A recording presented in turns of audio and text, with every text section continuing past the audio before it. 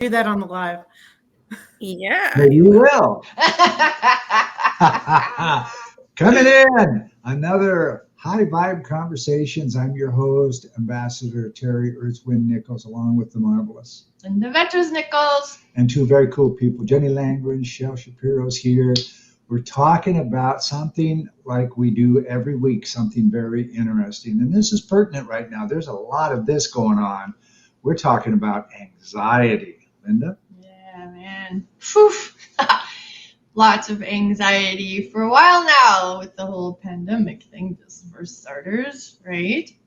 And anytime we try something new, right, and jump through the hoops of the fear and the anxiety and yeah. And I always like talking non-duality. So like duality, there's this and this, you're happy, you're sad, right? That kind of the opposites. And in my world, everything just is. So, anxiety is, would you say anxiety is an emotion, Jenny? Yeah. Okay. So, it's just an emotion. And our emotions can really take off on us. So noticing what's coming up instead of reacting to what's coming up keeps us in our power. You agree? I agree. Good stuff. Yeah. So I'm just going to throw a question out. What is the opposite of anxiety? Because there's actually an exercise called, be your word for the day. So if the word or if the emotion anxiety is coming up, then my question is, what's the opposite of anxiety? So Jenny, think back to the last moment of anxiety. And then what is the opposite of that for you? For me, that is peace. Okay, good. Yeah. How about you, Shelle? Oh, sorry. Did you want to say more, Jenny? No, I'm good. I have plenty, but let's get to it. All right. Think back to the last time you were anxious, Shelle, and for you, what's the opposite word? I don't have to think back because I do have some anxiety going on right now. So that's an easy one for me. The opposite of that is calm. So not so dissimilar from what Jenny shared about peace. It's definitely the calmness for me. Okay, cool. So back to Jenny. Jenny, what does, when you go back to that last time of anxiety, what did that look like? What did it feel like? Not the story around it, what caused it in your mind. Just what did it look like? What did it feel like? What did it feel like in your body? What are your descriptors? Yeah, it's like a tightness, a tension, and a sense of confusion there as well. Nice. And how do you know that it was confusion? With like brain fog, or how did confusion actually show up? Well, the confusion was in like, where is this coming from? Okay. Where is this connected? Yeah. And where do I go from here? Okay. Yeah.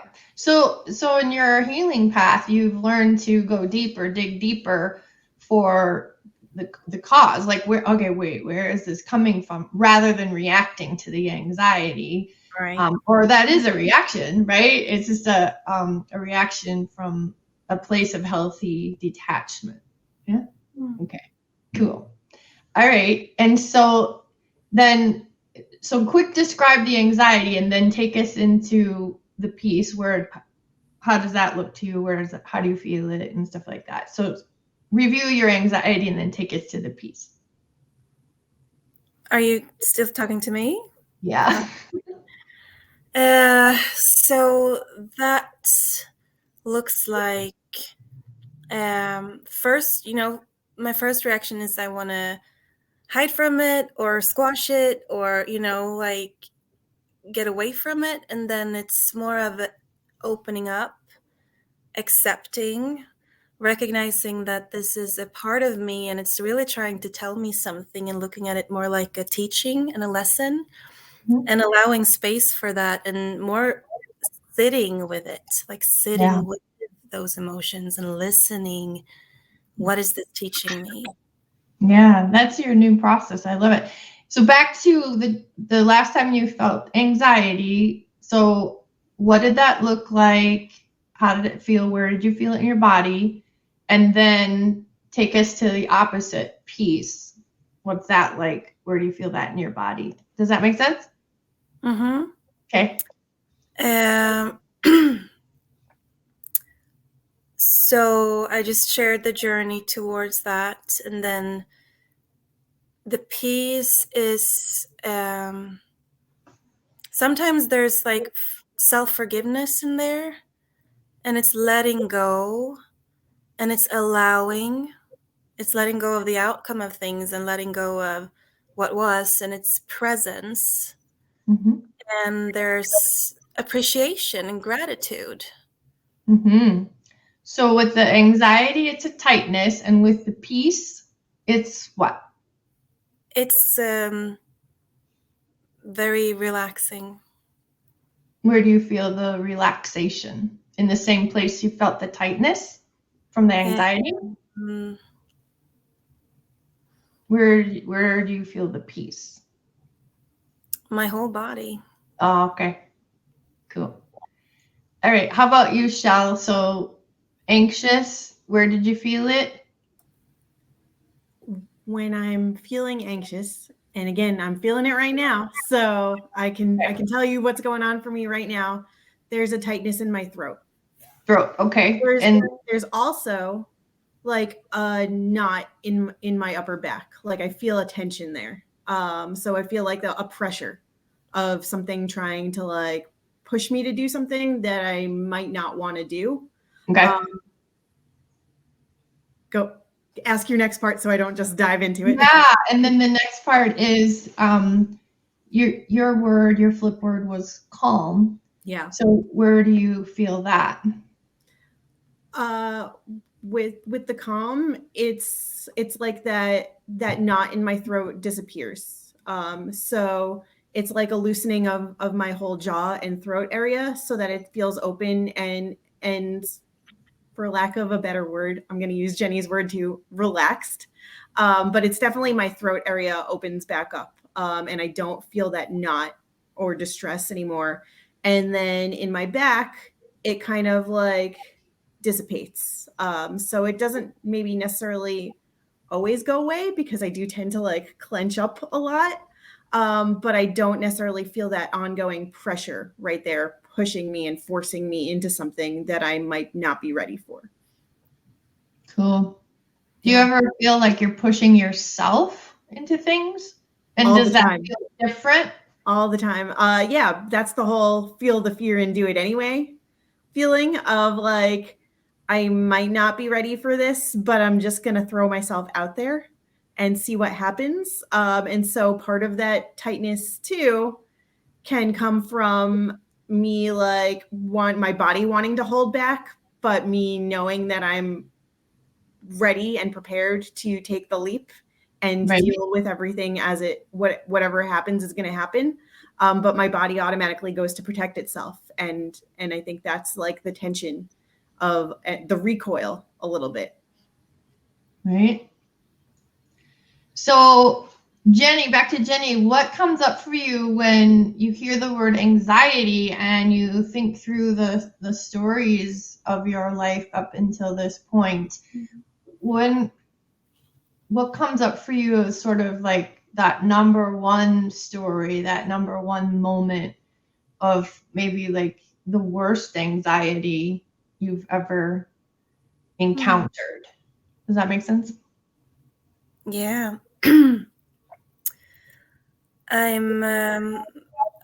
There's two that's coming up for me. So the first is the worrying about the future and the future of my children. Yeah, right. And the second is the anxiety of denying myself to make other people happy.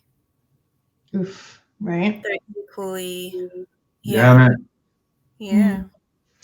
And what's a story that comes up for you of peace? Like that number one time in your life where the peace was just huge. It was unbelievable.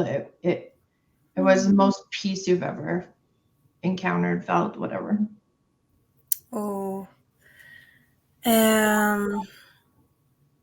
It's hard for me to say the number one, but yeah, like the moment when I think the moment when I received the understanding of my worth. Nice. There was a moment in the midst of my struggle that it just came to me, the understanding of my worth. And in that moment of fully accepting myself, I no longer worried about what other people would think. Yeah. Yeah. And was that in the woods or that day in the woods or that was a day in the woods, but just very just before my divorce. Okay, so it was like, I'm not okay with this marriage, and not being scared, just almost empowered to go home and say those words, speak your truth. Yeah. To the point where you crumpled to the floor in doing it, but you kept doing it. Yeah. Yeah. Very powerful story. Yeah. Yeah. Definitely. And then understanding in regards of my children, just accepting that I cannot control the future. I think that anxiety and worry is often connected to our future, whereas depression often is connected to things that happen in our past. So for me to understand that my way of reclaiming my power is presence, because I cannot control the future. However, I create it. I am a creator. I created being present with my children today. So this is the future, and we're building it here and now. So that was my way of reclaiming my power, and tremendous peace to come to terms with that. I love it. Creating her story. I love it. Okay, how about you, Chelle? What comes up for you at the moment of that off the chart anxiety? Which memory comes up for you? There's not just one, but one in particular. It's probably not the top one, but one that's coming up at the moment. There was one time, probably around circa 2012, 2013. And I was on the subway heading to work in the morning, and I had a panic attack on the train. Wow. And it was one of those situations where I thought in my mind, okay, if I saw anybody else having this right now, I would pull the emergency brake. I would give them my seat. I would ask them if they need help. I would do all the things. And in the moment of my panic attack, I was also like, I wonder if anybody can see this, because nobody's doing a damn thing. Right? Like caregiving, like as if, right? Yeah. Wow. And I think that's like the resentment that I sometimes feel with people pleasing, which I know is a totally different topic. But in terms of the anxiety, it was just so crippling for me that day, that like just the dread of going to the office, I couldn't even make it all the way. I got off it. I felt I was overcome with like, not a paralysis, but like a nausea. And it was throughout my entire body. I felt like I couldn't breathe. I definitely had that tightness in my chest, but I felt that pressure throughout my entire body, along with the nausea, to the point where like I got off at the next stop And because I didn't want to get sick on the subway, and nobody offered me their seats. So I was like, right, I'm just gonna do it. If I'm late, I'm late. I'm just gonna navigate this because this is what I need to do. And I stood there near the trash can, which is always gross in the subway. And I was like, if I'm gonna throw up, I'm gonna do it here where at least like I can take care of myself and have a little bit more space. Pre-COVID, Right. of course. So I wasn't like worried about other people around me necessarily. And I didn't care what anybody thought at that point. I was just like, I feel sick. Like I made myself sick from this anxiety, Right. this fear of going into the office. So I got off the train, and after a few minutes that nausea passed, but I still wasn't completely calm. I still was super tense. And I said, you know what? I'm just going to have a me day. And after a certain amount of time on the train platform, I got back on a train in the other direction and I went back home. Oh, And cool. I didn't actually go into the office because I just didn't feel well enough to. Sure. So that's not necessarily my most calm day, but that was definitely an eye-opening day for me of like me first. Yeah, good. I love it. Yeah. So if you think of a story of calm, then you just like totally flipped that story. So that going back home turned you calm, I suppose, in like, hey, I'm gonna have a me day. Is that what you're saying? Yeah. But one where a day where I felt even more calm than that, because that was just the beginning. That was just me recognizing that I needed to take that time.